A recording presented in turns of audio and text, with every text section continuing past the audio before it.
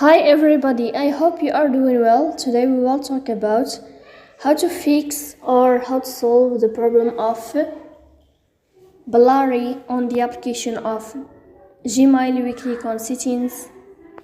Here we click on apps, default apps, app settings. On above you will search for Gmail. Then we click on first stop and we click OK. Here you will enter to storage. Then we click on clear cache. After that you will turn on your airplane mode and you will turn on your airplane mode again to fix that problem of Gmail. So that's it, that's all. Don't forget to support us by like and subscribe.